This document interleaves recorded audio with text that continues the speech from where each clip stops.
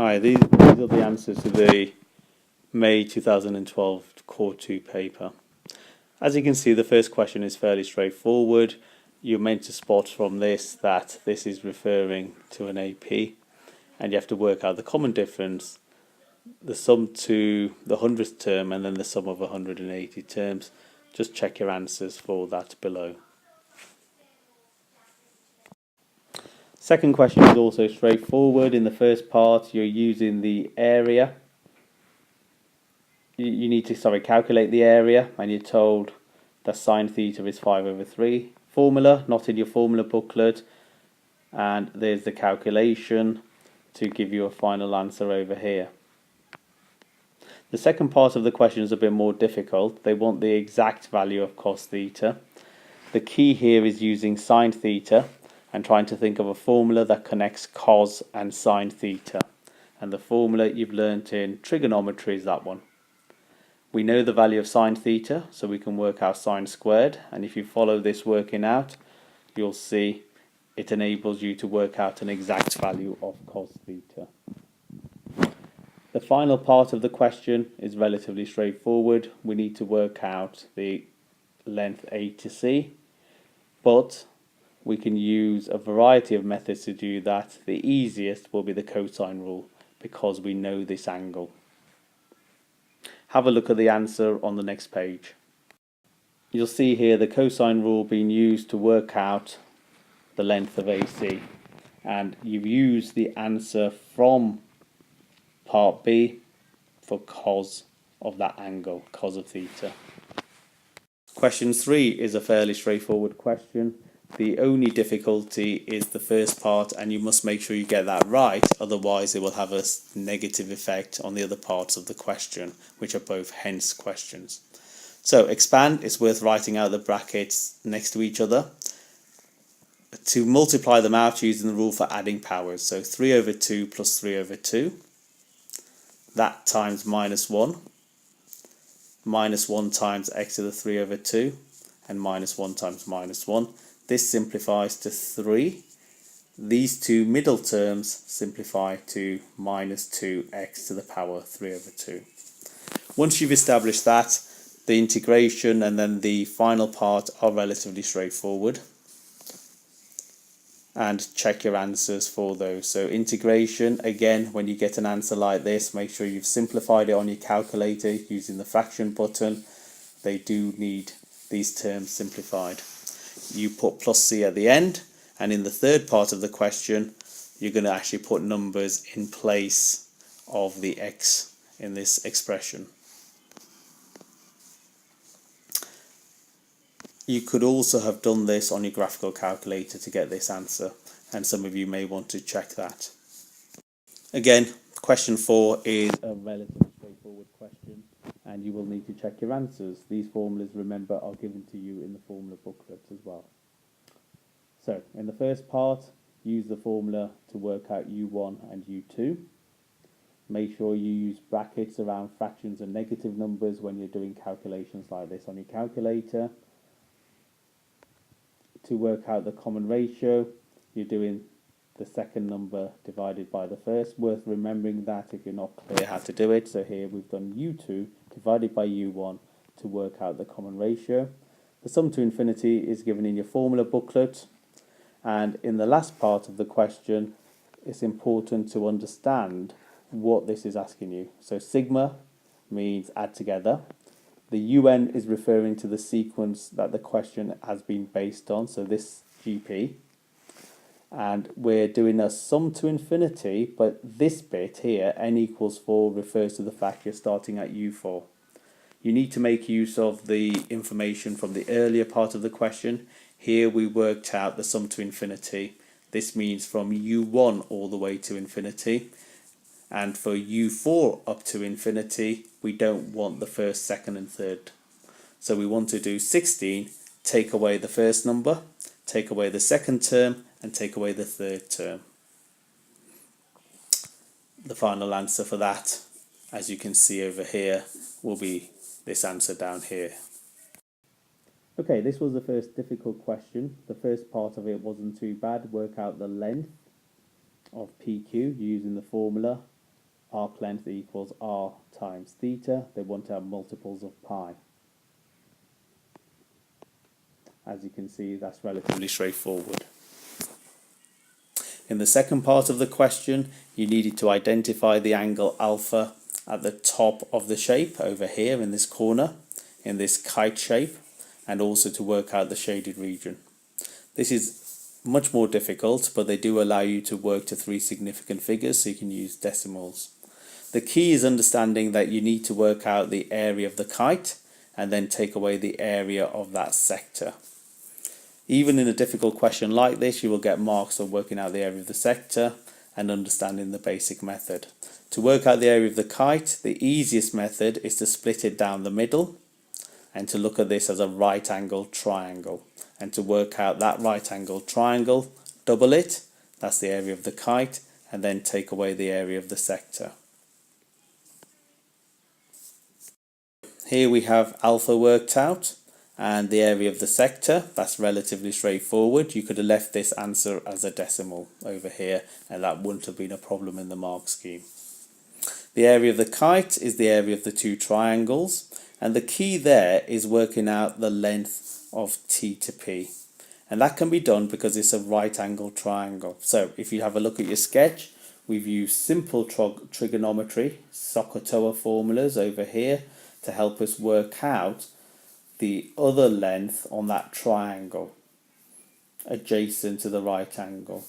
Then to work out the area of the triangle, we're using half base times the height. So we're thinking of the 18 as the base of the triangle and T to P as the height of the triangle. The rest of the question works out very easily once you've understood that. So the kite is 2 of those triangles, which gives this area. Take away the sector, gives a final area rounded off of 222, and we've included units there as well. And in this question, the working out isn't too difficult. There are a few tricky parts and you must understand the basic method. So in part 1, you're given dy by dx. Here, verify means you can test this out. So we're simply inputting x equals 2 into the dy by dx formula and hopefully showing that it equals 0 as well. And you can see the working out for that. In this, you should have really put a statement at the end here saying therefore x equals 2 is equal, at x equals 2 dy by dx equals 0. So you should have put a concluding statement there. In the second part, you need to find the value of the second derivative when x equals 2. Again, that's relatively straightforward, as you can see over here. The key though is a mistake that could occur with this part over here. So we need to have a look at that in a bit more detail. To differentiate this, we need to rewrite it. So this needs to be first rewritten as minus 4 x to the power minus 2. That can then be differentiated to help you work out the second derivative and to work out the value of the second derivative when x equals 2. Make sure you're familiar with also in the third part of the question with how we tend to write a maximum minimum point. We've worked out the second derivative as a value that's positive, therefore it's a minimum point. To find the equation of the curve, we need to use a standard method of integrating the dy by dx formula and then using some kind of information that's given to help us hopefully find also the plus c. So over here you can see that at work. Here we've integrated the dy by dx formula, and to do that successfully again I needed to know how to rewrite the minus 4x minus 2. This, if it was written differently, wouldn't matter. Then we're going to substitute a coordinate that exists on the graph into this equation in order to find the c value. And the coordinate we're using is this one over here. And then you can see the rest of the working out to get the c value and the rewriting of the actual equation. If you have a look at this question carefully, the other coordinate that lies on the curve, we were told, was over here.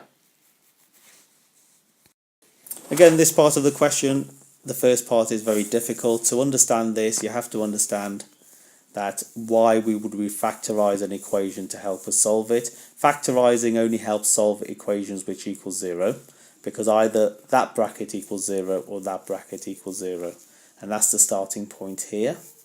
And we stop here because we're asked to find values of tan theta. We don't go ahead and find angles from this in part A. Here we've got this equal to 0. This should be a 0 over here. I've mistakenly written 1. And then rearrange it, you get this line. And then if you take the cos squared over, you get this. And this has the same meaning as tan squared. A lot of students would mistakenly try and use cos squared plus sine squared equals 1 to help us with this equation. But we don't do that in this case because we're trying to obtain a value of tan theta.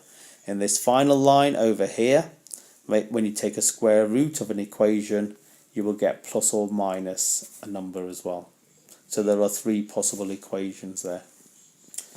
In the second part of the question, if you've managed to do the first part, it's not difficult. You're using hence, so we're using these answers of tan theta and solving them within this interval over here, measured in degrees.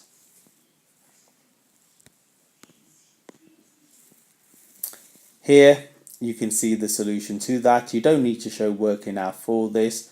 Ideally you would have shown inverse tan of -1, inverse tan of that, and inverse tan of that, and then accepted only angles in the correct range. Make sure you can use your calculator, graphical calculator, to do this accurately. First part of this question, you need to know the sketch of a graph which is of the type a to the power x. Use your graphical calculator to help you check that. This is an asymptote to make sure it doesn't touch the x-axis, and make sure you indicate where it crosses the y-axis. In the second part of this question, if you're familiar with it, you start by forming an equation like this. One graph equal to the other graph, y equals y. This then is rearranged to make an equation equal to 0. And at this point, we turn it into a quadratic. If I call 7 to the power x the letter y, for instance, this part will be called y squared. And it factorizes like this, and you have to understand that it's not y which equals 4, but 7 to the power x which equals 4. You don't have to do that substitution. You could have just left it with 7 to the x as they've done on the left hand side here. This equation will have no solutions. You can see that from this graph. -3 will be a line like this, and the graph does not intersect it. And this equation will have one solution over here. And that solution, you know what the y coordinate is because it would hit the line y equals 4. To solve it, you can take logs of both sides, or as some of you prefer to do, you can do it all on your graphical calculator by rewriting it as a log equation.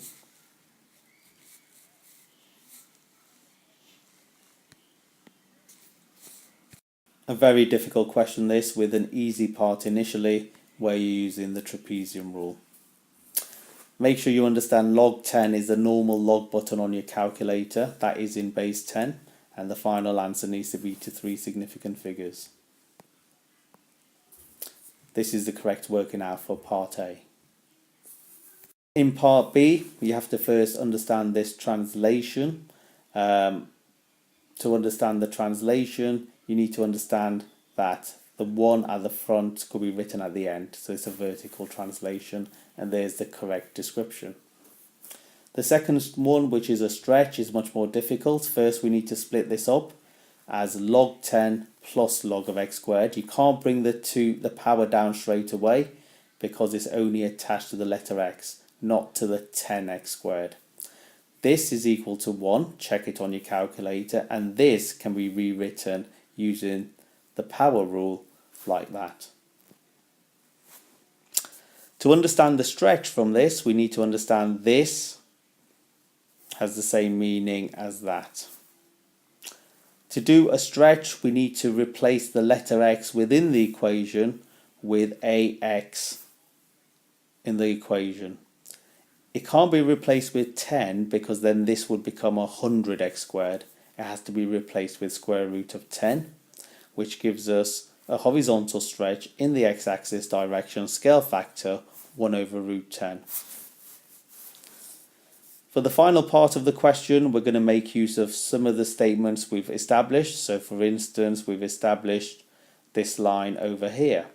So we now know that log of 10x squared has the same meaning as that, which means that 10x squared equals x squared plus 1. That solves to give two possible answers here, but because we're told that x has to be positive, that's the correct answer. Then we can find the y coordinate by putting this x value into the graph equation, which gives us this. We now need to consider the gradient, and the gradient will be the difference between the y coordinates and the difference between the x coordinates. The origin O is 0, 0. So that presently gives us this as the gradient. What they've done further is quite simple. The number in front of the log is a 1, so they've done 1 divided by a third to get this. And then they've used the power rule to bring that 3 up to write it like this. And this means you have to cube the 10 and the 9 to give a final answer of 1000 divided by 729.